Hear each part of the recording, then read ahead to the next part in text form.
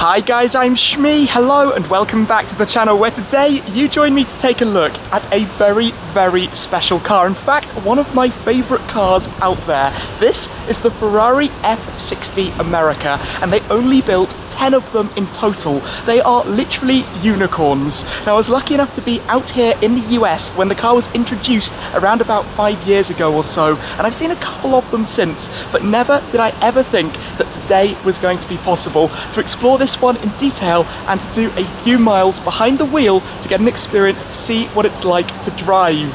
So you join me today here at the Black Hawk Automotive Museum. We're going to be exploring the car that was introduced to celebrate Ferrari's 60th anniversary here in North America. Let's do this then and check out the F60 America. Have a look at this then, and let me show you around and tell you what it is that I love quite so much about the Ferrari F60 America. A car that was only available in this region. I believe 9 of them are in the US and 1 in Canada, and this was actually the very first one. This is the first of the 10 cars, the first to be built, and it's presented in that iconic livery, the Ferrari NART livery, the NART blue with the white stripe, which pays tribute and in fact links to the reason for the introduction of this car in the first place, the 60 years of Ferrari here in North America. The colour scheme, the NART scheme, the North American race team comes from the cars back at the time, the 275 NART Spiders, the 365 Daytona Spiders, and also being a continent that has in the past had special editions convertibles like the Superamerica, for example. This is actually an open-topped car. As you see it at the moment, it has this optional carbon fibre roof piece installed. There is also a soft fabric roof that is folded away inside the trunk at the back that you can place and use driving up to 75 miles per hour. But basically, we've got a car that has a front mid-engine mounted V12, a 2-seat configuration, rear-wheel drive, and the open-top driving experience. And that combination of features makes it so incredibly special to me. When it was launched, they were all sold before the car was even presented to the public. As you can imagine, hot demand for only 10 units, despite the $2.5 million price tag that the car started with. If we come in close to have a look at this, you've got features like this specific shields worn on the side, the 60th anniversary, 1954 to 2014, Ferrari 60 years in the USA, the shield specifically for this car. Like I said, the paintwork is NART blue, the metallic, pearlescent almost as you can see as we walk around it, a lovely, lovely shade of blue with the white stripe up the centre and also surrounded by that red pinstripe, a special detail about this car, car number 1, as I said. You can see the car has been to events, Finale Mondiali for example, and it was presented at Cavallino back in 2015 as well. But look at the rear of it, it's a distinct car. Yes, you can tell its roots, the F12 Berlinetta, the F12 TDF, and we'll talk more about that powertrain in a second. Some very interesting points about that, and also I need to show you the interior because that is also very, very special. But you can see on the exterior lots of the carbon fibre, particularly here on those double buttresses that you have around the back, the trunk lid that lifts open from the top with this integrated lip spoiler as well around the rear, those exhaust tailpipes which make the most tremendous of sounds, of course, being a Ferrari V12. And I will also point out, by the way, that this car has done sub 100 miles. The owner has very kindly allowed me to put just a handful of miles on the car to experience and be able to share with you what it is all about. So let's have a look then at the interior of the F60 America. And what's so special about this, you might immediately notice, is that the driver area of the car is very red in terms of the leathers, in terms of the paintwork over the dashboard and the central console. The passenger zone is all in black leather. You've got that dual tone split, the different colours on each side of it, and you have this red metallic paintwork over the top, the red leather with the NART stripe, the USA style stripe that you have down the centre. But just look at this, we'll go through it all in a little bit more detail in a moment.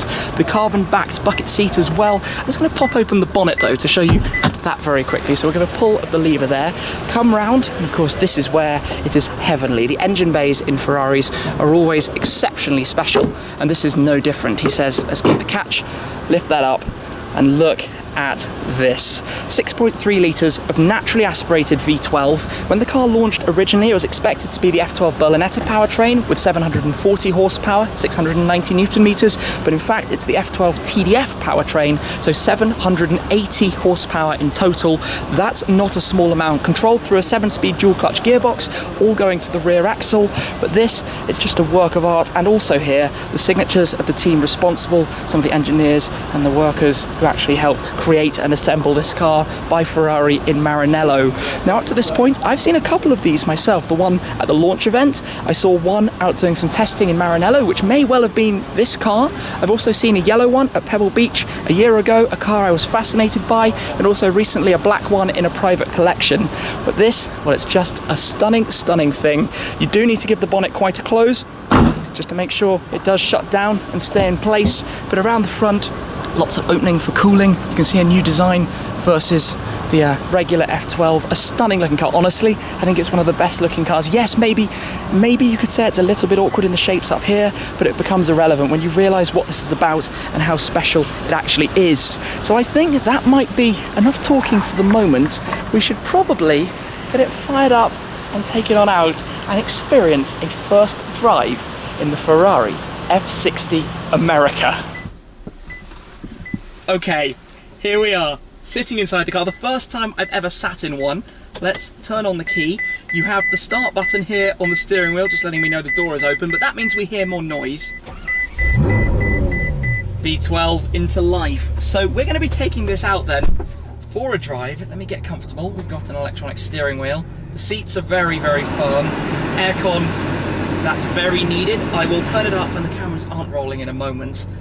Certainly very, very hot. But yeah, this is it. Let's take it out. And away we go, naturally, taking this very gently and carefully. We are driving the car in sport mode, which is kind of normal mode for this car, so to speak. Automatic gearbox, just gently does it. We have a nose lift, so to get over some of the early bumps, we have the nose up. Just taking it easy, very aware of what the car is, but driving in the F60 America. And yes, we could potentially have taken off the carbon fibre roof, but I'm not gonna lie, it is a little bit on the warm side today. It is absolutely sweltering. But here we are then. You can just hear a little bit of the V12 in the background. Hear a little bit more of that as we start to open up the car a touch outside of the parking lot here. Just automatically downshifting to first gear there. Feels good already. The steering on these cars is always super dialed in. Of course, differentiation to the TDF, let's say, there isn't rear wheel steering. It's like the F12 Berlinetta in that respect. But we have the buttons on the steering wheel for indicating. Always have to be used to that to come to a stop. We're going to head on out here. Take a right to explore the nice roads that we have just around. As you can tell, my concentration is very high right now.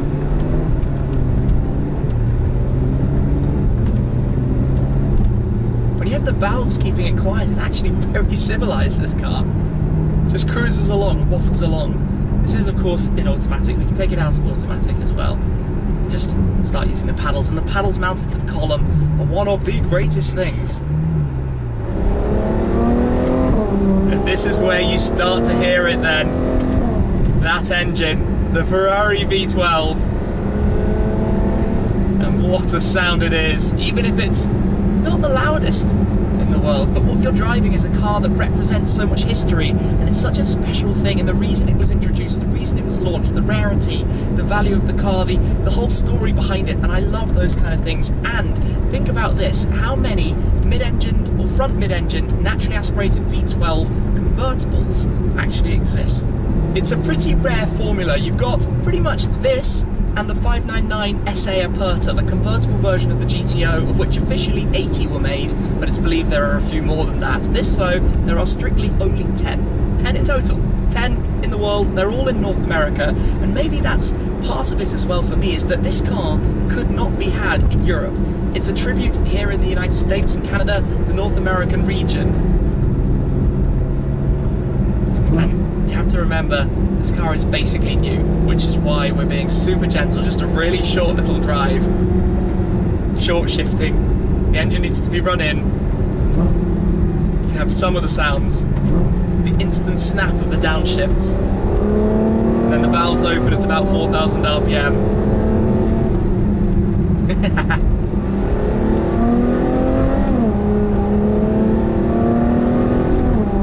And That's the smile beaming from ear to ear. This is such a dream car. The visibility inside it as well. You've got the vision, of course, of the stripe down the bonnet.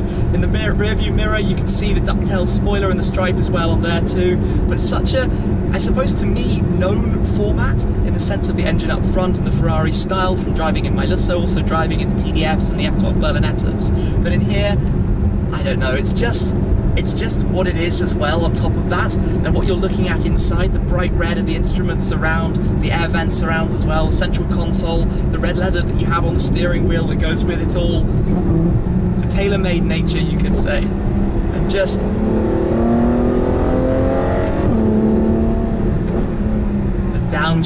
the downshifts are heavenly. So like I said, literally just a very, very short drive. But what an incredible opportunity to just be at the wheel, to drive in the first place, an F60 America. You have the Manatino, you can put it into race, you have bumpy road mode, you can soften the suspension as well.